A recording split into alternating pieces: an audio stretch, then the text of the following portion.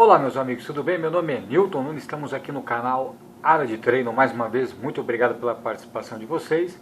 E hoje vamos comentar um assunto também muito importante, que é sobre o treinamento físico para o seu cliente, para o seu aluno, para o seu paciente hipertenso. Mas Newton, o indivíduo hipertenso, aquele seu aluno hipertenso, ele pode realizar o treinamento resistido, o treinamento na musculação?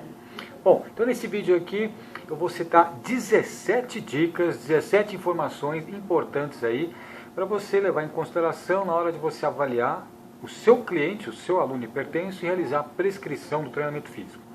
Então, primeiro, realizar uma avaliação física inicial, preferencialmente o teste ergométrico. Lá você vai avaliar não só a resposta à frequência cardíaca máxima, mas principalmente a pressão arterial máxima que ele vai atingir lá na esteira, realizando a avaliação física inicial. Então, muitas pessoas às vezes têm uma pressão arterial normal em repouso, e muitas vezes é normal pelo uso do medicamento. Então, o hipertenso compensado, ele está sendo tratado com medicamento, já que a atividade física e alimentação não está sendo suficiente para normalizar a pressão arterial dele. Então, primeiro item, fazer a avaliação física inicial.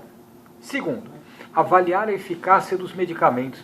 Muitas vezes o nosso aluno hipertenso, o nosso cliente hipertenso, quando vai lá no consultório, o médico avalia a pressão arterial dele no consultório em repouso. Mas será que aquele medicamento, aquela dosagem está sendo efetiva, adequada para protegê-lo durante um teste máximo e, consequentemente, durante um treino que será submáximo? Então, segunda dica aí, avaliar a eficácia dos medicamentos. Por isso, ele precisa fazer uma avaliação física máxima. Terceiro, o seu cliente realiza lá o treino resistido e sente um incômodo aqui nessa região central. Será que é peitoral? Será que é sistema muscular? Ou é o sistema cardiovascular já dando um aviso que é importante ele realizar essa avaliação física antes de continuar o treinamento físico? Então, terceira dica aí, avaliar se é muscular ou cardiovascular. Quarta dica. Então, arritmias extracísticas que eu já comentei nos outros vídeos. O seu cliente apresenta algumas arritmias durante o treino resistido e até no aeróbio. Será que ele pode continuar realizando o treino resistido e também o aeróbio? Mais um motivo para ele realizar essa avaliação física inicial. Então essa foi a quarta dica. 5. Regularidade. Quantas vezes na semana o seu cliente hipertenso poderia realizar o treino resistido?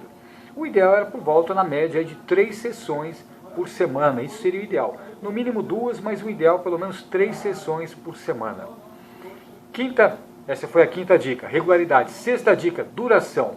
Pelo menos aí em torno de 30, 40, chegando até 50 minutos o treinamento, mas pelo menos 30 minutinhos aí lá na sala de musculação. Seria pelo menos o mais ideal, o mais adequado aí para realizar o treinamento físico.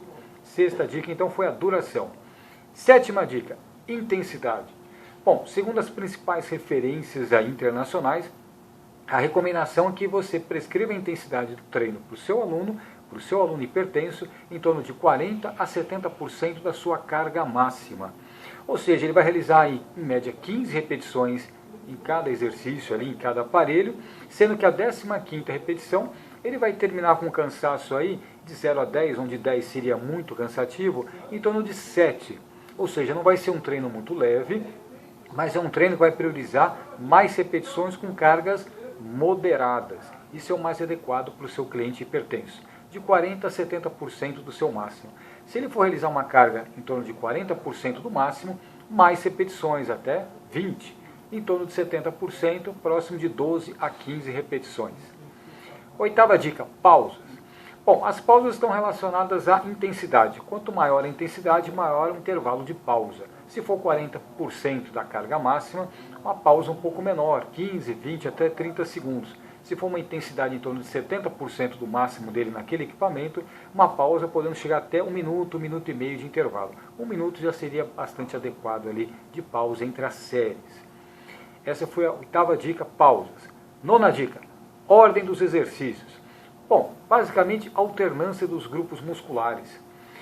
Por exemplo, eu poderia recomendar 2 exercícios para membros superiores, 2 para tronco e 2 para membros inferiores. E você vai alternando os grupamentos musculares, ok? Essa foi a nona dica. 10ª dica aí, respiração.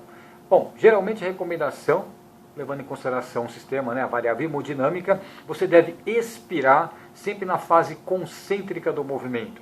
Ou seja, você está vencendo a resistência e você vai expirar. Isso seria o mais adequado para diminuir a sobrecarga cardiovascular. Então expire sempre no momento de realizar o vencimento. Você vai vencer aquela resistência. Então você está fazendo a fase concêntrica do movimento, por exemplo, na puxada, na remada, você vai fazer a expiração no momento que você vai vencer a resistência. Essa foi a 10ª dica. 11ª dica, hein? Medir a pressão arterial no final da série. Bom, o normal, o mais adequado, o saudável é que o treinamento resistido, a pressão arterial sistólica não ultrapasse os 180 milímetros de mercúrio, fique abaixo desses valores. E a diastólica abaixo de 104, bem abaixo desse valor de 104. Então você vai medir a pressão arterial no final de cada série. Não precisa medir em todas as séries, mas principalmente quando você está conhecendo o seu cliente e quando você aumentou a carga naquele treino. Lembrando que quando ele realizar o treino, aquele exercício com membros inferiores, você consegue medir nas últimas repetições. Quando ele realizar o treino em membros superiores, você não vai conseguir medir a pressão durante as repetições, e sim no final da série. Então a recomendação é você aumentar 30% na sistólica e 17% na pressão arterial diastólica, que seriam os valores durante a execução. Isso eu já comentei no outro vídeo também. Essa foi a 11ª dica. 12ª, a série contínua versus o fracionado. A série contínua é quando você realiza lá as 12, 15 repetições de uma maneira contínua, ou seja, sem intervalos. Se esse método, você mede a pressão arterial do seu cliente no final da série e a pressão está muito elevada, recomenda-se na primeira sugestão realizar o método fracionado, deixando 2 a 3 segundos de intervalo entre cada repetição. Provavelmente no final da série a pressão arterial sistólica e diastólica não estarão muito elevadas. Tudo bem? Então essa foi a 12ª dica, o contínuo versus o fracionado. 14ª dica, evolução das cargas. Bom, de uma maneira geral, você espera o seu cliente se adaptar, mas nunca deve se aumentar mais que 5% daquela carga no intervalo menor de uma semana. Pode causar lesões e respostas pressóricas muito elevadas. Então nunca aumente mais que 5% da carga do seu cliente hipertenso no intervalo menor de uma semana. Tudo bem? Essa foi mais uma dica. 14ª dica agora, o aquecimento. Você deve realizar o aquecimento no início do treino, para preparar toda a musculatura para aquele treino resistido, e também o alongamento com o objetivo de relaxamento no final do treinamento físico também, envolvendo os principais grupos musculares que você prescreveu naquele treino. Tudo bem? 15ª dica, evitar cafeína muito próximo, do início do treino.